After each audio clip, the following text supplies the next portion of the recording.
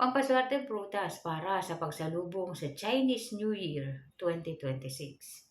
Meron pong 5 elements. Ang 5 elements na yan, diyan nagmumula ang iba't ibang uri ng good luck energies. Kapag yan po ay kumpleto. Nagdudulo talaga ng swerte yan sa mga tao na kaya itong ibalanse. Or ang iba po, hindi nila sinasadyang na ibalanse yan dahil sa mga lugar o sa mga tao na nakakasalamuha nila. Sa taon ng 2026, marami po o may mga elements na missing. Bukod po sa missing ang water elements, malaki ang pagbabago nito o malaki ang maidudulot nito na pagbabago sa lahat. Isang pamamaraan po para magkaroon tayo ng balanse ay ang paghahanda po ng 5 elements fruits na sumisimbolo po ng completeness. Ngunit po, hindi lamang tayo nagtatapos sa paghahanda ng 5 uri ng prutas na umaakit ng swerte. Kinakailangan po i-activate ang prutas na ginagamit natin. Sa tuwing tayo ay sumasalubong sa paparating na taon, meron pong nararapat na pang-akit ng good luck energies para sa mga yan. Okay? So, pag-uusapan natin ngayon ang 5 elements fruits, paano i-activate yung 5 elements fruits na inihanda ninyo kasi po, kinakailangang i-activate yan. May mga kinakailangan kang gawin, hindi lamang ilagay yan sa table mo, okay na. Okay? Pwede rin po, kung ganun lang ang nais mo, pwede mong gawin yon. Pero po, para mapanatili mo yung energies na maaaring na-capture ng 5 elements fruits mo habang ikaw ay sumasalubong sa bagong taon, ito ang gawin mo. I-activate natin yan. At paano nga ba ililigpit ang 5 elements fruits? Ganon din yung mga activator na ginamit natin dyan. Okay, pag-uusapan po natin mamaya ang mga pamamaraan at kung ano ang gagawin ninyo para po mapakinabangan ninyo yung good luck energies na maaaring ma-capture ng mga inihahanda natin na mga bagay na umaakit ng good luck energies para sa atin. Okay po? Kung mahilig ka sa ganitong mga video, huwag kalimutang mag-like, mag-subscribe, at i-share mo na rin para malaman ng iba ang kanilang mga swerte sa buhay.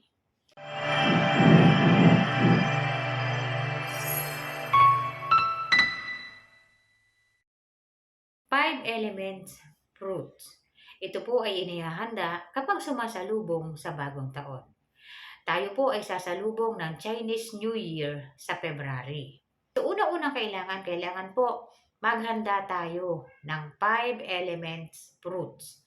Unang-una po, wood elements, mga prutas na kulay green. Halimbawa po, green apple, guava, avocado, o kung ano mang uri ng green na prutas na matatamis, pwede mong ilagay yan. Yan ay magre-represent sa wood elements. Okay? Sunod. Para naman po sa fire elements, kinakailangan maghanda ng prutas na ang kulay ay pula. Okay?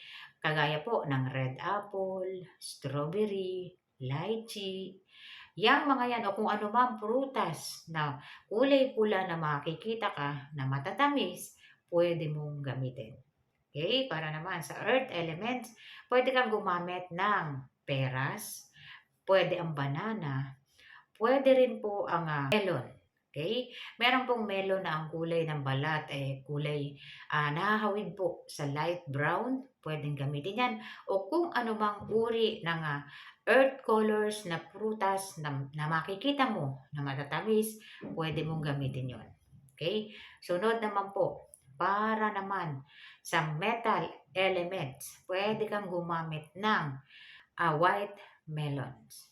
Pwede rin ang peras, pwedeng gamitin po yun bilang metal elements. Sunod, para naman po sa water elements, pwede kang gumamit ng blueberries, pwede ang mangosteen, pwede rin ulit yung grapes. Kasi meron pong black grapes. Black ang kulay ng grapes. Pwede pong gamitin yon. Sunod, paraan para ma-activate yung 5 elements fruits natin.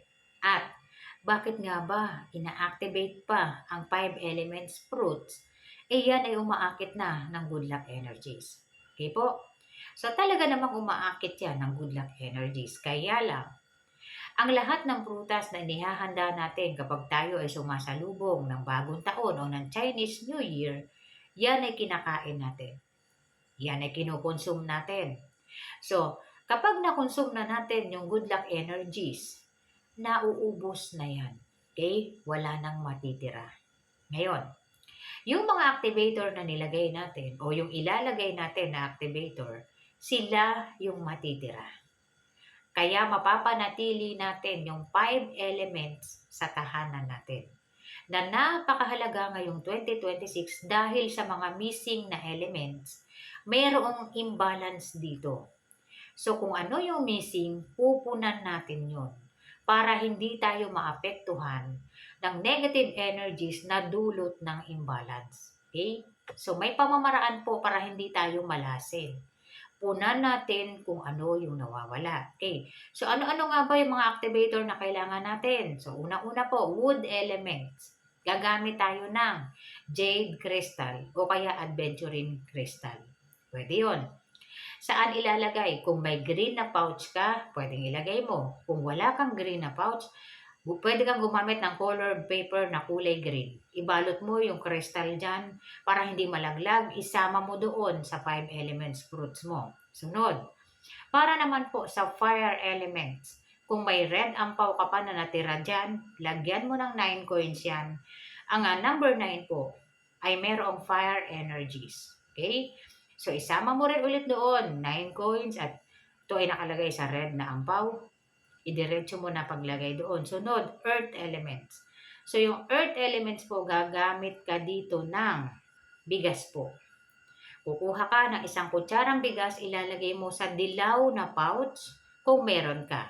Kung wala kang dilaw na pouch, kumuha ka ulit ng dilaw na papel, yung colored paper na dilaw, itupi mo, ilagay mo yung isang kutsarang bigas dyan. Ang bigas po ay tumutumbas sa earth elements. Okay? At itupi mo, isama mo doon sa 5 elements basket mo. Sunod, metal elements. Okay? Sa metal elements, coins. Pwede kang gumamit ulit ng 6 or 7 na coins. Okay? Ilagay mo ulit kung may puting pouch ka, ilagay mo, gray na pouch, ilagay mo. Kung wala kang gray na pouch o puting pouch, pwedeng gumamit ulit ng papel na puti or papel na gray ang kulay, itupi mo at ilagay mo yung 6 or 7 na coins. Okay? At para naman po doon sa water elements, kinakailangan mo dito ng aquamarine crystal. Pwede yung maliit lang para po meron ka ng water elements. Okay? Ilagay mo rin kung may blue na pouch ka, sa pouch. Kung wala, sa blue na papel, itupi mo para hindi malaglag. Lagay mo, isama mo sa 5 elements fruits mo. Ngayon, ihahanda mo po yan, pwedeng mas maaga sa Chinese New Year. Pwede po yun. Or pwede naman, bisperas ng Chinese New Year, umaga, ihanda mo kung hindi ka busy.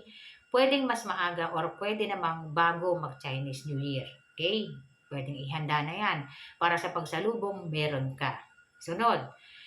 Pagkatapos po ng Chinese New Year, pwedeng 2 to 3 days, pwede nang iligpit yan. Okay? Sa pamamaraan ng pagliligpit niyan, kunin mo yung bawat elements na inilagay mo. Yung prutas, pwede nang kainin. Okay? Halimbawa po, yung wood elements. May jade ka dyan, may aventurine ka dyan. Ilagay mo yan sa southeast area. Pwede rin sa east area. Okay? Kasi yung mga area na yon belongs to the wood element yon. Pwedeng alin man doon mo ilagay. Sunod. Para naman po sa fire, pwedeng ilagay mo yan sa south area. Yung aapaw na may coins, ilagay mo, huwag mong gagalawin yan hanggang hindi natatapos ang 2026. At para naman sa earth elements, ilagay mo yan sa northeast area ng tahanan mo, pwede rin ilagay yan sa center ng tahanan mo. Ngayon, kung yung center hindi mo alam, hanapin mo northeast, pwede doon. Okay? Pwede doon. Pwede rin sa southwest. Kasi yung mga area na yan, belongs yan sa earth elements. Okay? So, alin man dyan sa tatlo na yan, pwede. Pwede mo ilagay yan. Sunod. Para naman po sa metal elements, pwedeng ilagay yan sa northwest or sa west area. At para naman po sa water element natin, yan ay sa north ilalagay. Ilalagay mo lang po para makumpleto mo ang 5 elements at hindi magkaroon ng imbalance dyan sa tahanan mo. Kasi po, ang taon ng 2026, may imbalance na dahil nga po sa mga missing na elements. Kaya't kinakailangan punan natin ito sa tahanan natin. Okay? So, kapag kayo po ay gagamit ng compass, pwede kang gumamit ng compass, tumingin ka, sa may pintuan ka, nakaharap ka palabas. Pwedeng ganon. Pwede rin na tumayo ka sa gitna ng bahay mo, sa loob. At tumingin ka sa front entry mo. Kung nasaan yung front door, doon ka humarap banda, tumayo ka sa gitna. Makikita mo yan kung nasaan yung area. At makikita mo rin dyan kung tama ba yung nakuha mong direksyon nung tumayo ka sa may pinto. Okay? So, pwede mong gawin yung dalawa na yan para lang makasigurado ka na yung area na nakita mo ay talagang yun yung area na yun. So, ganun lang po yung pamamaraan ng paggamit. Ilalayo lamang yung kapag magkukompas kayo, malayo po sa mga bagay na magnetic kasi pwedeng maapektuhan yung compass reading. Okay? Ilan lamang ito sa mga pamamaraan na pwede natin gawin para po hindi natin o hindi tayo masyadong magkaroon ng negative energies mula po sa imbalance na mayroon sa taon. Okay? So, nasa taon talaga yan. Wala tayong magagawa kasi yung chart mismo, kung ano yung missing sa chart, pupunan natin yun. Tayo ang mag-a-adjust. Hindi yung taon ang mag-a-adjust sa atin. Okay? Kasi tayo ang maapektuhan yan. Kay maganda, kay pangit, ang resulta niyan, tayo pa rin ang maapektuhan at hindi ang iba. So, ang paglalagay nito sa tahanan natin, makakatulong ito para sa atin. Okay? Marami tayong products dyan sa baba. May mga crystal tayo dyan sa baba. Pwede kang umorder, click mo lang yan. Diretso na yan kung saan mo mabibili yung mga crystal na yan. Okay? Tsaka yung mga iba't ibang pampaswerte po. Pwedeng pangsabit sa pinto, lalo na sa Chinese New Year. Yung mga po character po, yung ang katumbas na meaning yan ay blessings is coming your way.